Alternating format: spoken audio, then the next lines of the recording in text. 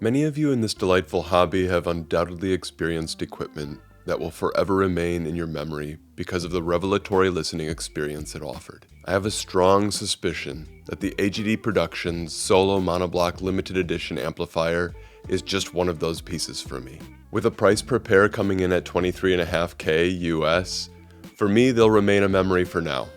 But when my hi-fi budget grows, I'll definitely be keeping my eye on these beauties. However, if you currently find yourself looking for equipment in this price range, you're going to want to stick around while I share what I heard while listening to the AGD Solo Monoblock amps.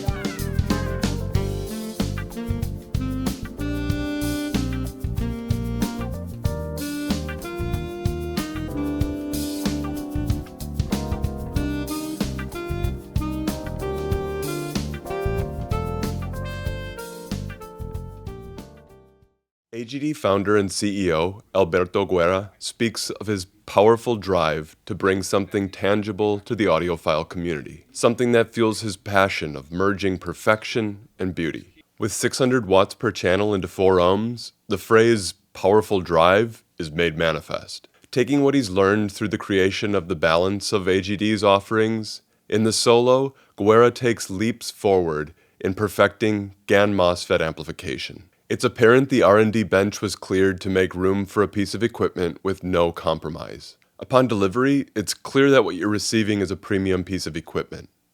AGD is not taking any chances with shipping mishaps and ships your amps to you in sturdy, branded flight cases.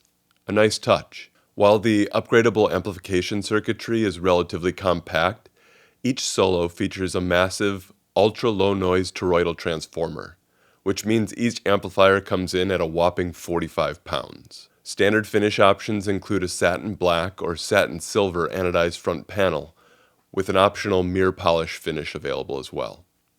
Standard side panel choices include oak, piano black, or gloss red. My review pair has a satin black front panel with snakeskin side panels, demonstrating AGD's willingness to customize the Solos for your specific needs should you see fit. The overall dimensions of each Solo are a little over 11 inches wide, just under 15 inches deep, and 6.5 inches high. Taking their mass into consideration, I would consider these to be very efficiently packaged, a benefit of not needing to prioritize heat dissipation. Leveraging GaNFET's high switching frequency, low-pass filters need not be applied until circa 80 kHz.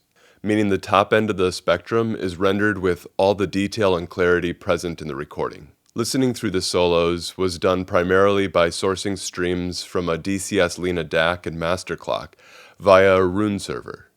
Cabling was supplied by both AudioQuest and Via Blue, and wall power was conditioned by an AudioQuest PowerQuest 303. I had an opportunity to listen with several pairs of speakers that included a pair of SoundLab electrostats, which can be pretty tricky to drive, and the Solos with 600 watts on tap had absolutely no trouble.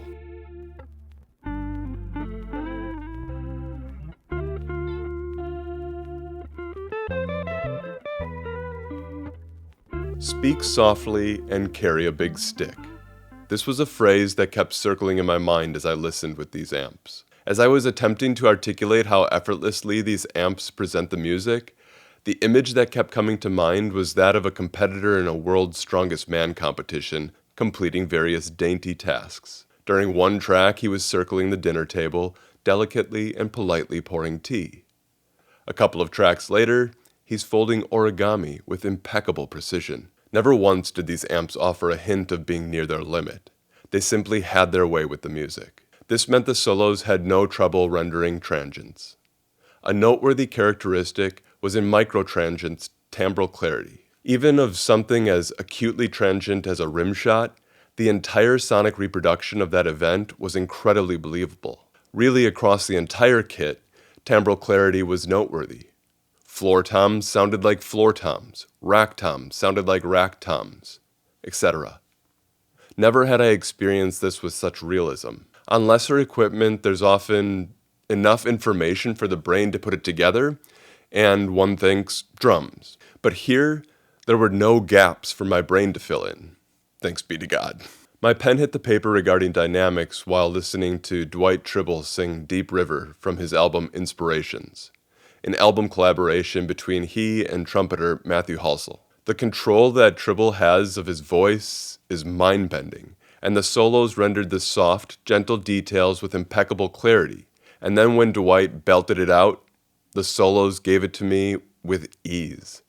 Not even a whiff of being edgy or taxed. This recording also offered a fantastic opportunity for the solos to shine regarding sound stage and space. Performers were sonically brought to life. The stage was wide and deep. It was as if the walls around me disappeared. There was also a bloom present that made performers sound as if they were in the room with me. That in the room feel had me digging through all my minimal mic recordings, stuff from Soundkeeper and Sound Liaison, two fantastic labels using the technique. A truly evocative musical experience. Not only did the solos present a believable sonic image with individual performers sounding distinct and with a gentle airiness around them, they did a remarkable job at keeping the sound off the speakers. Even in the case of lesser recordings where performers are hard panned to one side, the phenomenon that occurred with the solos in my system is tricky to put into words, but I'll try. On tracks where the recording engineer did this, the solos had a unique ability to make the music sound as if it were coming from where the speaker was, without it sounding like it was coming from the speaker itself. I know that might sound absurd, but that's what I experienced. Typically, when the image collapses around a speaker, my eyes are instinctively drawn to the drivers emitting the sound waves. Like an ear-brain response of, something isn't right, investigate. This just wasn't the case with the AGDs. It left for a similar experience to the first time I heard a stereo image. Before I continue, if you haven't already, go ahead and subscribe to the channel and click the bell for notifications when new reviews are posted. Also, don't forget to share this review with fellow audiophiles. Okay, touching on the tonal characteristics a bit, I like to start at the bottom end and work up. I found the bass performance from the solos really enjoyable.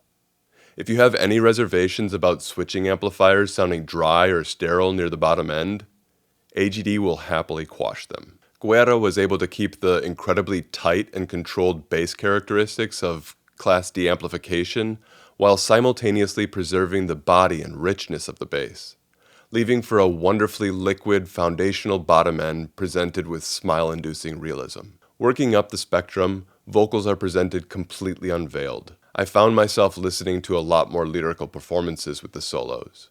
Every time I did, it was as if I were welcoming the vocalist into my listening room. A real honor and a humbling experience. Treble performance too was remarkable, never becoming strident and no hint of reaching a limit. The solos presented music so effortlessly that even recordings that sounded edgy on lesser equipment had a more natural velvety smoothness. Additionally, low-level spatial details were faithfully preserved, one more trait that led to the enjoyable, enveloping musical experience the solos offered. Psychoacoustics suggests that phase information is equally as important as frequency information when it comes to differentiating artificial from natural sounds.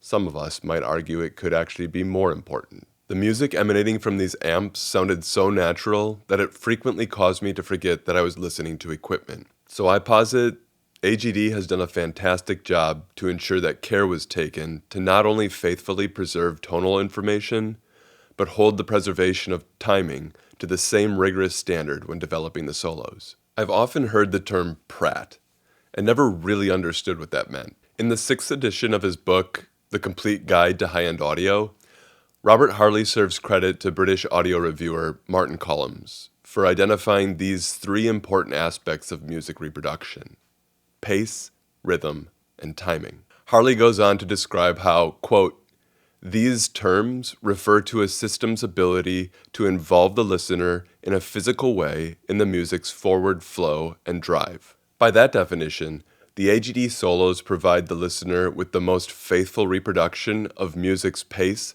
rhythm, and timing that I've heard to date. It was actually a real challenge being analytical with these amps because of how easy it was to get swept away by the music. In fact, I threw the remastered version of the Proclaimers' I'm Gonna Be in the queue, and I couldn't help but bring the volume up to party level and sing along with. Okay, so the AGD solo monoblocks are on the pricier side of things.